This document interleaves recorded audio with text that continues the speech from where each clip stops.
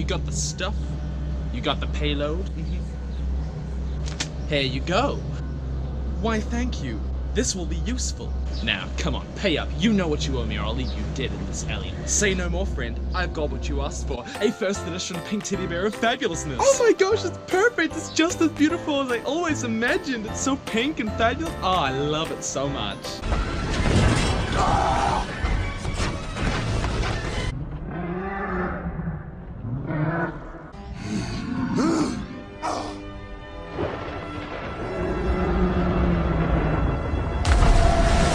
Hey sup Furies! The clones have been working overtime and a special informant brought me some secret information concerning How to Train Your Dragon 3 about a certain murderous someone, Drago Bludvist. The clip that you saw at the beginning of this video was his last moments in the movie when the Bewilderbeast was defeated and then went for a swim, with Drago presumably still on him. Don't know how long he can hold his breath for, but the question for today is, what happened to him? Well, I can tell you one thing. He's not dead. We have Dean DeBlois, the director of How to Train Your Dragon 1 and 2, on record telling us that in How to Train Your Dragon 3, Drago will become a lot more complex a character.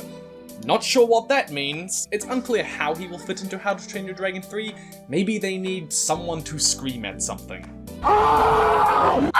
But apparently he will. What exactly does more complex a character mean? He wasn't exactly the most morally grey character in the second movie. I mean, all we can really do is speculate. But we do actually seem to get a hint of this complexity in the initial confrontation between Hickson and Drago at the battle before Valka's Mountain. To see my village burned, my family taken, vowed to rise above the fear of dragons.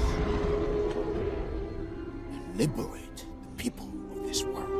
I mean, that almost sounds like the backstory of a hero. His village was wiped out and he vowed to liberate humans from the tyranny of the giant lizard monsters that can actually breathe fire. It's not difficult to understand that motivation. Now, don't get me wrong, we cannot ever forgive him for abusing the Bewilderbeast as he did, but I do think that we're going to see a deeper exploration of his character, that particular part of his character, in the third movie. But how will they explore this complexity, Tim? That's a great question, you devil with a gardening fetish. I'm not exactly sure how they will explore this side to his character, but we can guess a couple of things happened to him after the second movie. Drago's Bewilderbeast was defeated but not dead. It bowed its head and submitted to Toothless as the new alpha and then took Drago away to not sure where. I like to think a holiday tropical island where the Bewilderbeast can lay back and relax with a cocktail. But the relevant question is, what did this do to Drago? Because the Bewilderbeast was kind of his source of power over everyone and everything. Ooh, it's raining.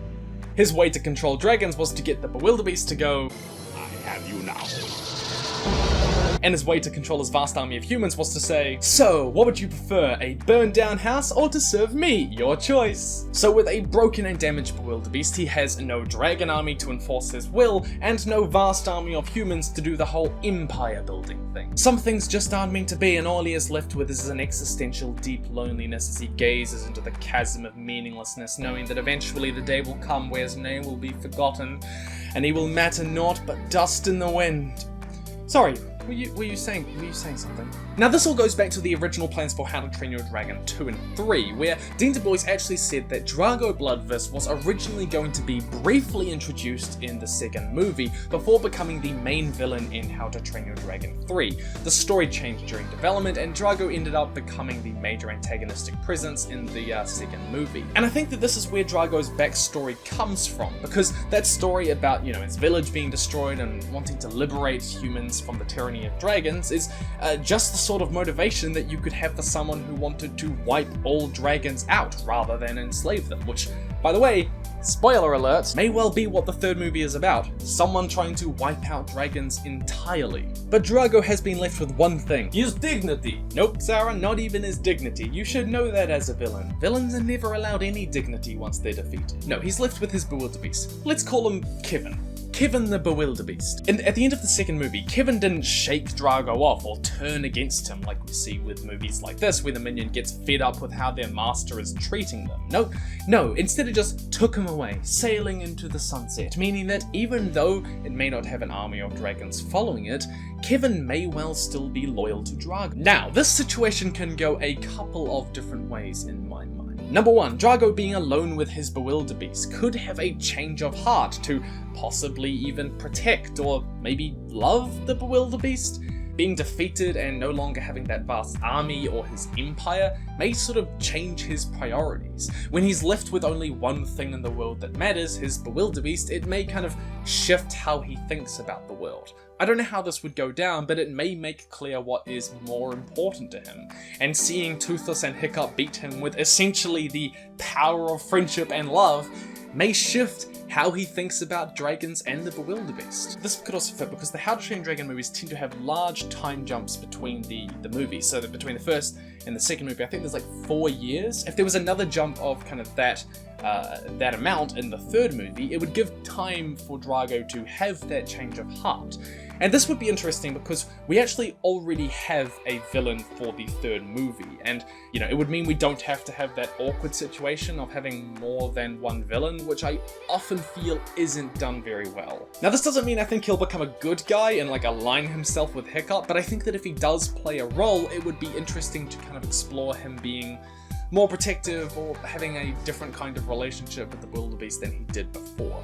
Secondly, he could just stay the same as evil and abusive as he always was, and this to me would be the less interesting route for the series to take, because making him into another villainous obstacle that Toothless and Hiccup need to overcome in the third movie would just be kind of unimpressive. We already know they're going to beat him, and we already know that they've already defeated him when he had an entire army, but there is an opportunity for character growth here, DreamWorks, and I think you should take it. But that's all from me. My question for you today, Subfury, is, I need to do a Christmas special sometime. So, in the spirit of Christmas, let me know your favorite Christmas tradition down in the comments below. I'm sorry if this video seems a bit rushed. Today has been really stressful, just like everything has gone wrong. I got a copyright claim on my last Avatar video, which I'm disputing, but I don't know how that's gonna go down and what that's doing to my channel.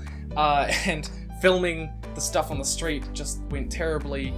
And then with this, I had to film it again. This is my second time filming the entire thing because I didn't put my microphone on, which means that I would have had bad quality audio, but I recorded again, and then I've got, stuff tonight, and it's just stressful. I'm sorry. I love you guys. Thank you for supporting me. In the meantime, I'd love for you to come follow me on my second channel, TwotheFuture, where you can get to know me and I can get to know you. I also play kind of Rise of Berk. There's another episode of Rise of Berk if you're interested in watching that. Otherwise, in the meantime, follow me on Twitter, Wattpad, Facebook, support me on Patreon if you have the money. It's okay if you don't. I understand some people aren't in the position to do that, but it does always help the channel and helps me make more videos more often for you guys. Send me stuff you made, the address and links in the description below. Guess that's me.